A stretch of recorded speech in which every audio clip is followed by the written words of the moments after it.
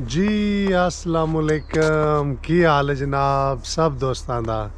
उम्मीद करना तुसी बिल्कुल ठीक होवोगे और मैं भी अल्लाह दे फजलो करम नाल बिल्कुल ठीक ठाक हाँ। और अज एक और नवा वीडियो लैके जनाब तुहाडी खिदमत विच हाज़र होया। ते अज दा वीडियो जनाब कोई इस तरह है कि तुसी स्वीडन दे पेपर किस तरह हासिल कर सकते हो। तो ਉਹਦੇ वास्ते जनाब मेरी सब तो पहले नंबर ते ज़रूरी है यूरोप वास्ते गल कर लैने आ, फिर पाकिस्तान ते आवांगे। यूरोप वास्ते जनाब मेरी तुहाडे कोले होना चाहिए कार्ड स्वीडन वाला। हर मुल्क इटली स्पेन यूनान हर मुल्क दा अपना कार्ड है और चेंज करन दा तरीका बिल्कुल सेम है। हुण मिसाल तौर मैं तुहानूं यूनान दी मिसाल देना। यूनान तो जोड़ा कार्ड है स्वीडन वास्ते उसका नाम है हैप्पी माकरोन और वो तकरीबन उत्थे मिलता सी जिन्होंने तकरीबन 10 साल हो गए ने उत्थे यूनान उस बेस ते असी तो फिर तकरीबन को 15 को साल बाद आए अगे।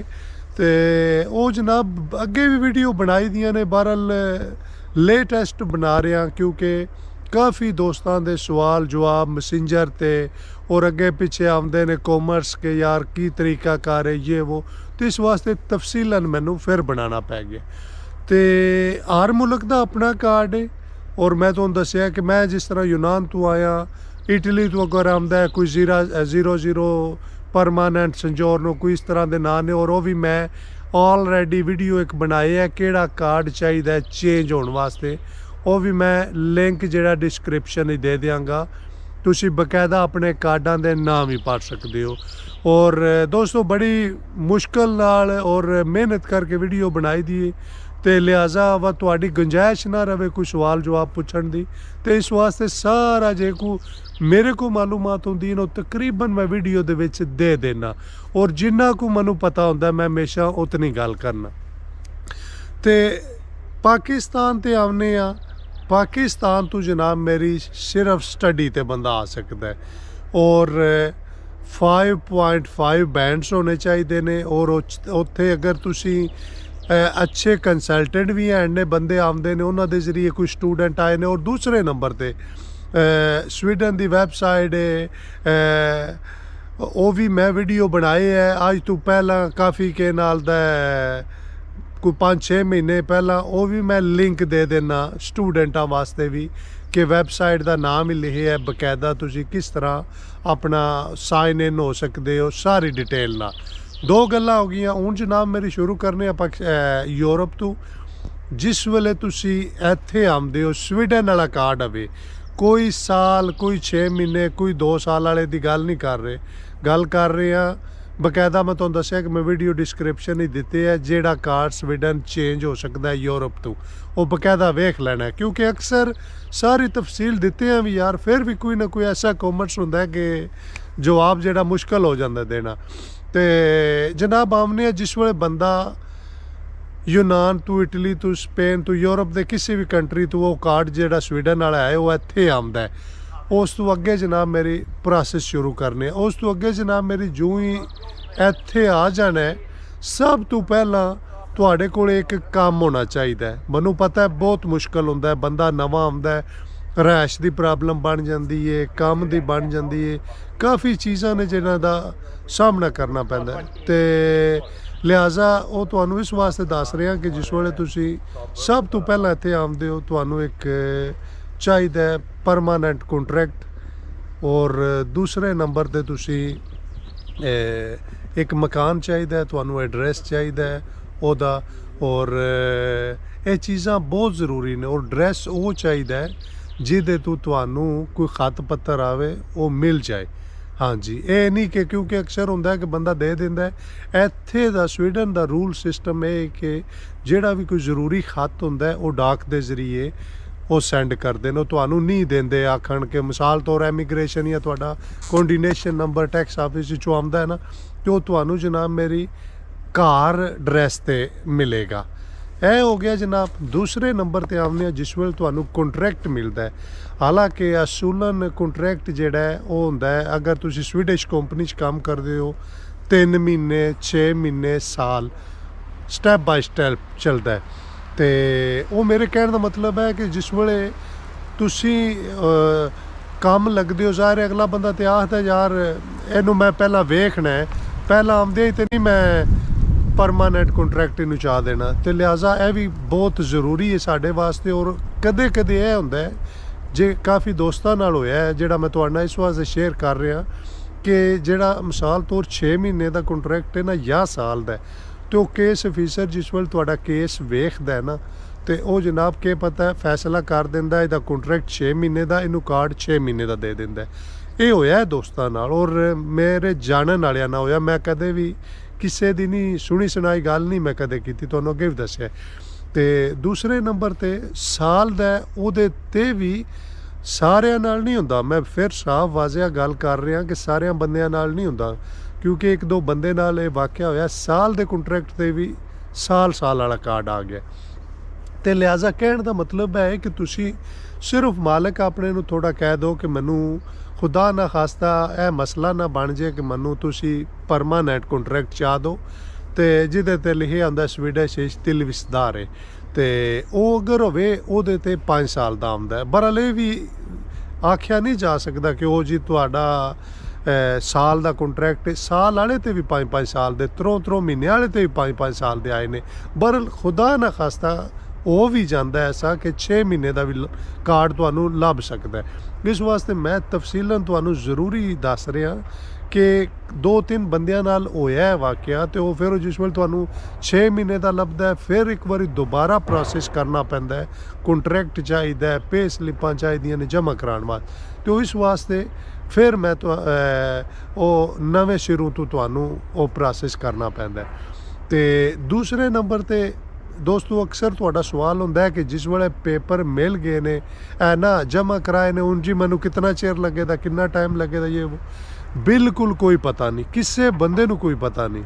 ਸਵੀਡਨ ਦੇ ਵਿੱਚ ਇਹਨਾਂ ਦਾ ਕਾਨੂੰਨ ਸਾਹਿਬ ਹੈ, ਜੋ ਤੁਸੀਂ ਐਪਲੀਕੇਸ਼ਨ ਜਮ੍ਹਾਂ ਕਰਾ ਦਿੱਤੀ ਹੈ ਤੇ ਤੁਹਾਡੇ ਕੋਲੇ ਇੱਕ ਆਪਸ਼ਨ ਹੁੰਦਾ ਹੈ 6 ਮਹੀਨੇ ਬਾਅਦ ਤੁਹਾਨੂੰ ਇੱਕ ਵਰਕਆਊਟ ਦਿੰਦੇ ਨੇ ਕਿ ਤੁਸੀਂ ਪੁੱਛ ਸਕਦੇ ਹੋ ਕਿ ਮੇਰਾ ਕੇਸ ਕਿੱਥੇ। ਉਹ ਵੀ ਕੇਸ ਅਫੀਸਰ ਤੇ ਡਿਪੈਂਡ ਹੈ ਕਿ ਉਹ ਅਗਰ ਉਹ ਦੱਸਣਾ ਚਾਹਣ, ਵਰਨਾ ਨਾ ਦੱਸਣਾ ਚਾਹਣ ਤਾਂ ਵੀ ਨਹੀਂ। ਔਰ ਦੂਸਰੇ ਨੰਬਰ ਤੇ ਕਿਸੇ ਬੰਦੇ ਨਹੀਂ ਪਤਾ ਹੁੰਦਾ ਕਿੰਨਾ ਟਾਈਮ ਲੱਗੇਗਾ ਕੇਸ ਤੁਹਾਡਾ ਓਕੇ ਹੋਣ ਤੇ। ਬਾਰ ਮੈਂ ਦੱਸਣਾ ਕਿਉਂਕਿ ਮੈਨੂੰ ਖੁਦ ਨੂੰ ਨਹੀਂ ਸੀ ਪਤਾ, ਕਿਸੇ ਨੂੰ ਵੀ ਨਹੀਂ ਪਤਾ ਹੁੰਦਾ। ਇਹ ਗੱਲ ਮੈਂ ਇਸ ਵਾਸਤੇ ਕਲੀਅਰ ਕਰ ਰਿਹਾ ਕਿ ਇਸ ਗੱਲ ਤੇ ਅਕਸਰ ਕਮੈਂਟਸ ਆਉਂਦੇ ਨੇ ਜੀ ਮੈਂ ਸਪੇਨ ਆ, ਮੇਰੇ ਕੋਲੇ ਟਰੱਕ ਦਾ ਲਾਇਸੈਂਸ ਹੈ, ਮੈਂ ਇਟਲੀ ਆ, ਮੇਰੇ ਕੋਲੇ ਟਰੱਕ ਦਾ ਲਾਇਸੈਂਸ ਹੈ ਗੱਡੀ ਦਾ, ਤੇ ਮੈਂ ਆਉਂਦਿਆਂ ਕਿੰਨਾ ਟਾਈਮ ਲੱਗੇਗਾ। ਤੇ ਉਹ ਲਿਹਾਜ਼ਾ ਮੇਰਾ ਸਿਰਫ ਔਰ ਸਿਰਫ ਦੱਸਣ ਦਾ ਮਕਸਦ ਹੈ ਕਿ ਪਤਾ ਨਹੀਂ ਹੁੰਦਾ ਕਿੰਨਾ ਟਾਈਮ ਲੱਗੇਗਾ। ਕੇਸ ਅਫੀਸਰ ਤੇ ਡਿਪੈਂਡ ਹੈ, ਤੁਸੀਂ ਆਪਣੇ ਕੰਮ ਵੱਲ ਧਿਆਨ ਦੇਵੋ। ਔਰ ਦੂਸਰੇ ਨੰਬਰ ਤੇ ਜਿਸ ਵੇਲੇ ਤੁਹਾਡਾ ਐਮੀਗ੍ਰੇਸ਼ਨ ਜਮ੍ਹਾਂ ਕਰਾ ਦਿੱਤੇ ਨੇ, ਦੂਸਰੇ ਨੰਬਰ ਤੇ ਉਹੀ ਕੰਟਰੈਕਟ ਲੈ ਕੇ ਤੁਸੀਂ ਭਾਵੇਂ ਪਹਿਲਾਂ ਐਮੀਗ੍ਰੇਸ਼ਨ ਚਲੇ ਜਾਓ ਜਾਂ ਟੈਕਸ ਦਫ਼ਤਰ, ਸੇਮ ਕੋਈ ਮਸਲਾ ਨਹੀਂ ਹੈ। ਕੋਆਰਡੀਨੇਸ਼ਨ ਨੰਬਰ ਅਪਲਾਈ ਕਰੋ, ਜੋ ਹੀ ਕੋਆਰਡੀਨੇਸ਼ਨ ਨੰਬਰ ਆਉਂਦਾ ਤੁਹਾਡਾ, ਹੋ ਸਕਦਾ ਤੁਹਾਡੇ ਕੋਲ ਕੰਮ ਦੀ ਪੇ ਸਲਿੱਪ ਮੰਗ ਲੈਣ। ਕੰਮ ਦੀ ਪੇ ਸਲਿੱਪ ਸੋਚਣ ਵਾਲੀ ਗੱਲ ਹੈ। ਬੰਦਾ ਆਖਦਾ ਯਾਰ ਮੇਰਾ ਤੇ ਟੈਕਸ ਨੰਬਰ ਹੀ ਨਹੀਂ ਤੇ ਕੰਮ ਦੀ ਪੇ ਸਲਿੱਪ ਕਿਕਣ। ਤੁਸੀਂ ਆਪਣੇ ਮਾਲਕ ਨੂੰ ਕਹੋ ਕਿ ਮੈਨੂੰ ਤੂੰ ਇੱਕ ਪੇਪਰ ਪ੍ਰਿੰਟ ਕਰਕੇ ਦੇ ਜਿਹੜਾ ਮੈਂ ਉੱਥੇ ਦੱਸਾਂ ਕਿ ਮੈਂ ਤੇਰੇ ਕੋਲ ਕੰਮ ਕਰ ਰਿਹਾ, ਮੇਰੀ ਸੈਲਰੀ ਹੈ। ਉਹ ਮੰਗਦੇ ਨੇ, ਕਈਆਂ ਬੰਦਿਆਂ ਕੋਲੋਂ ਮੰਗਿਆ ਨੇ ਉਹਨਾਂ। ਹਾਂਜੀ। ਤੇ ਦੂਸਰੇ ਨੰਬਰ ਤੇ ਜਨਾਬ ਮੇਰੀ ਦੋਸਤ ਦੀ ਕਾਲ ਆ ਗਈ ਸੀ ਵਿੱਚ, ਤੇ ਹੁਣ ਮੈਂ ਟਾਪਿਕ ਮੁਕੰਮਲ ਕਰ ਲਾਂ ਤੇ ਇਨਸ਼ਾਅੱਲਾ ਫਿਰ ਉਹਨਾਂ ਨਾਲ ਬਾਅਦ ਹੀ ਕਰਨਾ।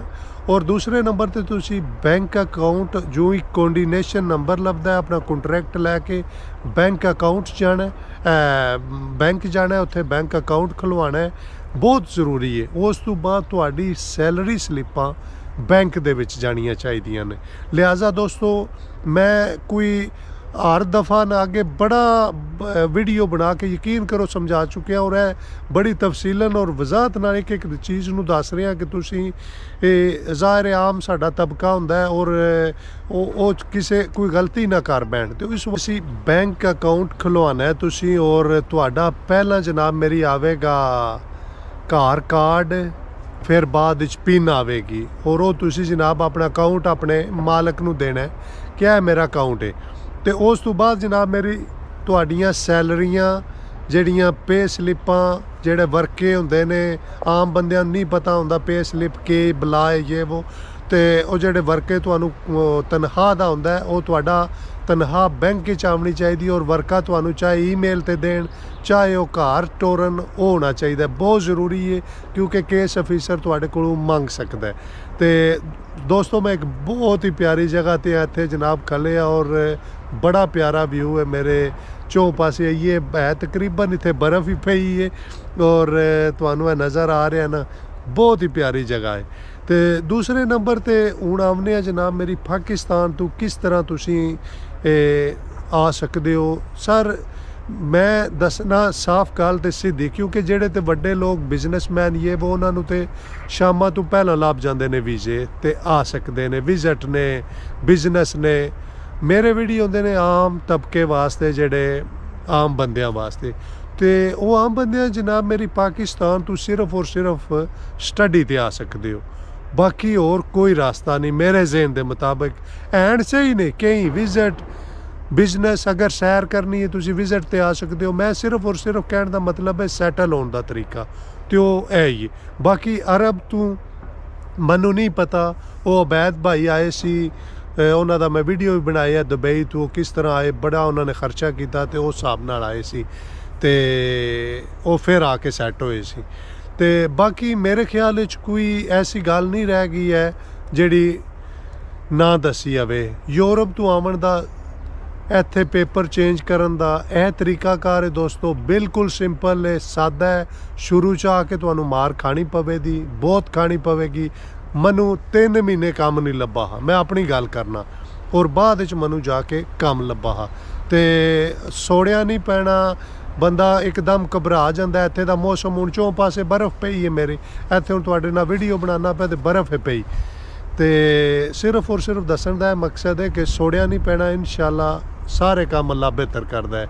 तो ठीक है जनाब, दुआवां च याद रखियो और इंशाअल्लाह कोई और इन्फॉर्मेशन हुई तो वह भी तुहाडे नाल ज़रूर शेयर करांगे। ओके जनाब, रब सोने दे वाले।